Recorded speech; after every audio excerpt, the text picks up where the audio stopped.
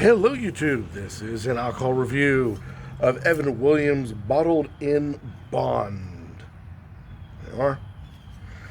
According to the bottled in bond under U.S. government supervision. 100 proof, Kentucky straight bourbon since 1783. Now, Evan Williams is, in my opinion, one of the better brands that are American made, that's commonly drank by Americans, and so forth and so on. This means I'm not a fan of Jack Daniels, some of the other ones, but Evan Williams I do like. It's a cheap whiskey. When you're drinking a cheap whiskey, you know it's a cheap whiskey, but you want something decent in your whiskey that, even though it's still a cheap whiskey, emphasizing on cheap. Evan Williams, in my opinion, hits the spot in most cases. I came across this bottled in bond and was curious about it because it's bottled in bond. What does that mean? To be bottled in bond, and actually says fairly accurately on the side of the bottle here. It says, finally crafted. Bottled in bond status is earned only by meeting strict government standards originally passed in 1897 to ensure quality and consistency. In accordance with these standards, this bourbon is 100 proof, aged for at least 4 years, produced in a single distillery within a single distillation season. Now, it's skipping 2 points. It's also rested or aged, or however you want to put it, in a resting barn, whatever you want to call it, that is regulated, has met regulations by the government as well. Also, the distiller himself or herself, it is the modern day, is from beginning to end was over this particular whiskey. So there you go. That's the credential. So you can only imagine that all these different whiskeys and bourbons and whatnot are out there that are not bottled in bond. What has happened to them that they couldn't meet those standards? So I'm sure many of it is due to the aging process. They like to kick them out faster. Remember, every time a barrel sits unbottled, for every day, literally every second sitting there on a shelf aging is costing money. But bottled in bond, had to give it a try. Been nipping on it, as you guys can tell.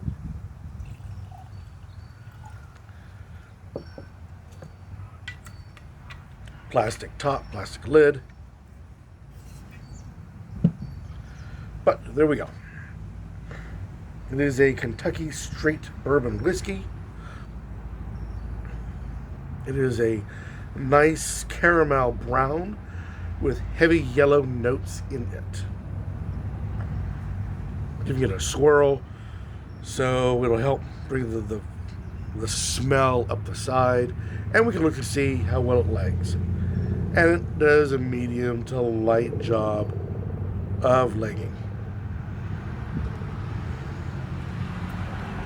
That just simply means there's not a whole lot of, or medium amount of, sugar left in solution. The more sugar there is, the thicker it gets, the harder it takes for it to draw back down, because it's a thicker solution. The other reason for the swirl is to get as much air contact to the solution itself, and as it evaporates, it releases its smell, then it funnels. That's why the Glencairn glass is shaped the way it is. It funnels all the smell together and right to the nose. And it is a stunningly wonderful nose to it. But do be careful. It is 100 proof. This dog's got teeth and it's not afraid to bite. But when you swirl, I get tons of fruit notes I normally would not get. Orange, lemon, stone fruit, as well as you get the vanilla and caramel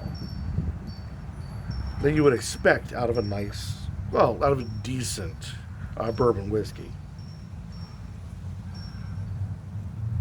Lots of swirling.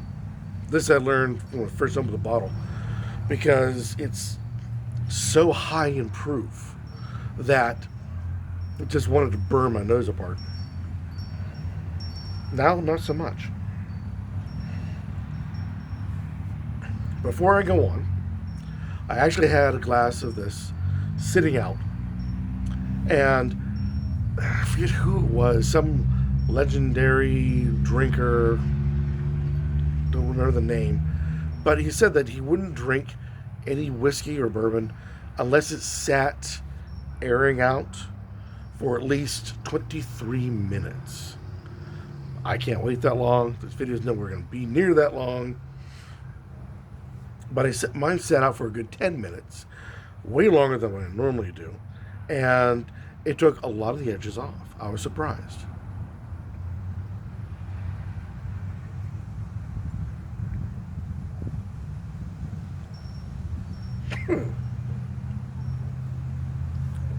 Burns. Not so much bites. Burns. Long hang time. But the amount of flavor in comparison to regular Evan Williams, to most of the bourbons I've tried, it doesn't even come close to the volume of the flavors that you get out of this. The layers, everything is just massive in this little glass right here.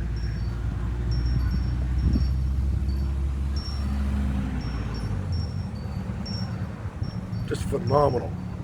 Hit you in the nose with everything. I've tried this with ice. Because like I said, it does want to burn. Not so much bite, but does want to burn you pretty good. And it did temper it down quite well. So I highly recommend with ice. Had this in a cocktail. Big mistake. It is a sipping whiskey. And that brings to this part. I wanted to make sure that everybody understood completely. This is a true sipping whiskey. Most of the whiskeys I've had that I said, oh, this is a nice sipper, you don't get hit in the face with nearly as much flavor as this does. But that 100 proof is so strong that if you try to just slam it down in a shot glass or take a normal mouthful that you would have of a regular whiskey, it's too much. It's too overwhelming. Not so much the flavors, but the alcohol content. That 100 proof is no joke. Keep that in mind. So anytime that you have this, it's small sips. And with that, do your best to enjoy the flavors, enjoy all the bits and bobs that come through with it. Like I said, it's got a long hang time, so it's nice to sit back and enjoy what you are tasting. The burning, on the other hand, let it sit. The guy, when he said about the 23 minutes, he must have been talking about this stuff. Because the longer you let it sit, the more the alcohol is just going to fluff off, and there's a lot there. And then less burn when you take your sip.